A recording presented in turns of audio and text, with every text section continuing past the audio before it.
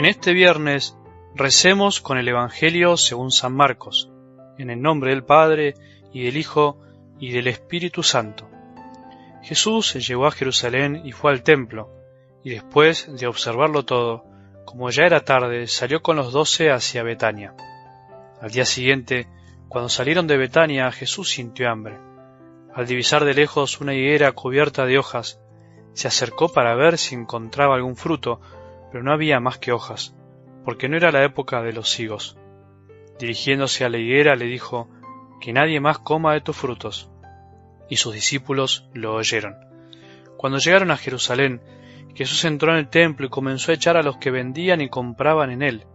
Derribó las mesas de los cambistas y los puestos de los vendedores de palomas, y prohibió que transportaran cargas por el templo. Y les enseñaba: ¿acaso no está escrito: «Mi casa será llamada casa de oración para todas las naciones»? Pero ustedes la han convertido en una cueva de ladrones.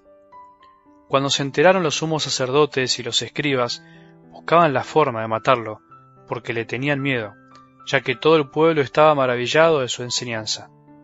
Al caer la tarde, Jesús y sus discípulos salieron de la ciudad. A la mañana siguiente, al pasar otra vez, vieron que la higuera se había secado de raíz. Pedro, acordándose, dijo a Jesús: «Maestro, la higuera que has maldecido se ha secado». Jesús les respondió: «Tengan fe en Dios, porque yo les aseguro que si alguien dice a esta montaña: retírate de ahí y arrójate al mar, sin vacilar en su interior, sino creyendo que sucederá lo que dice, lo conseguirá. Por eso les digo, cuando pidan algo en la oración, crean que ya lo tienen y lo conseguirán. Y cuando ustedes se pongan de pie para orar, si tienen algo en contra de alguien, perdónenlo, y el Padre que está en el cielo les perdonará también sus faltas». Palabra del Señor.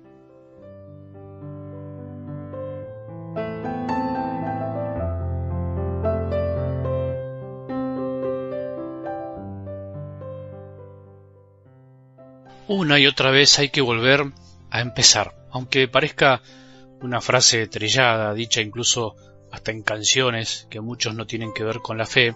La verdad es que cada día debemos volver a empezar de una y mil maneras. Hay que reafirmarse una vez más en los deseos de seguir a Jesús por el camino, o seguirnos a nosotros mismos y al mundo. ¿Qué es lo que querés? ¿Qué es lo que queremos?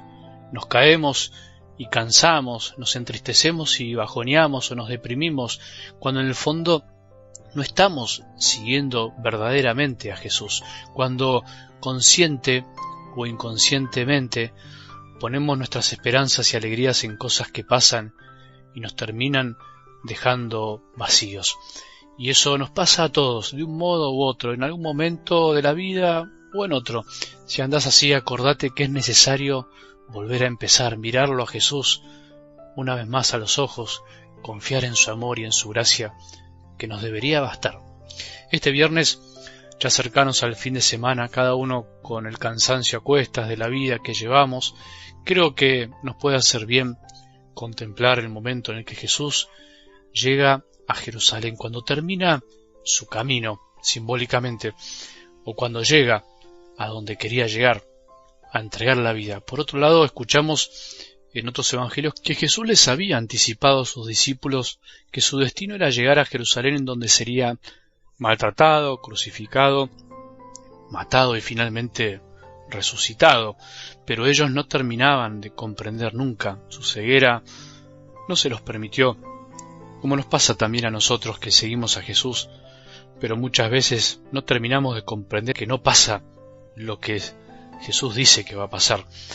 En estos días escuchamos cómo Jesús había emprendido su caminar y en ese camino había encontrado diferentes situaciones: un hombre rico que no se animaba a seguirlo, los discípulos que se peleaban por un puesto y no comprendían lo más profundo del ser de Jesús y a lo que había venido, y finalmente el ciego Bartimeo, que por su fe fue salvado. ¿Te acordás?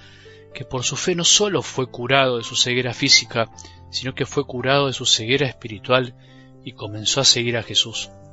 En definitiva, lo que nos enseñaron estos relatos es que la fe nos va curando de la ceguera espiritual y nos permite seguir libremente a Jesús. por decisión propia. Y por supuesto, sin fe no podemos ver más allá. Sin fe nos perdemos de muchísimas cosas. Sin fe no solo no vivimos como quiere el Señor, sino que además no estamos en comunión con los demás.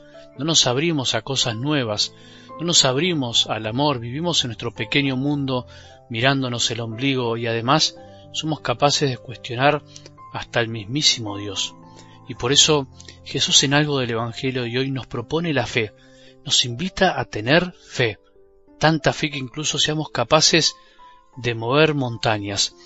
Entendiendo esta frase como un símbolo, por supuesto no podemos reducir esta expresión a pensar que con la fe, con la fuerza de la fe o poder de nuestra mente, confiando, podemos realmente mover una montaña. Con esta expresión Jesús se refiere a algo más profundo, más bien se refiere a las montañas que tenemos que mover en nuestra vida, aquellas que son obstáculos, que no nos permiten caminar, a esas montañas que no nos animamos a subir porque parecen imposibles, a las montañas de los tropezones de la vida que solo podemos mover con la fe o que nos ayudan a levantarnos, y a través de ella, la fe, nos damos cuenta que es posible dar un paso más, es posible levantarse si uno está al costado del camino, tirar el manto, tirar ese pecado que arrastramos y no nos deja seguir, o superar cualquier situación de nuestra vida que parezca imposible por habernos alejado de Él.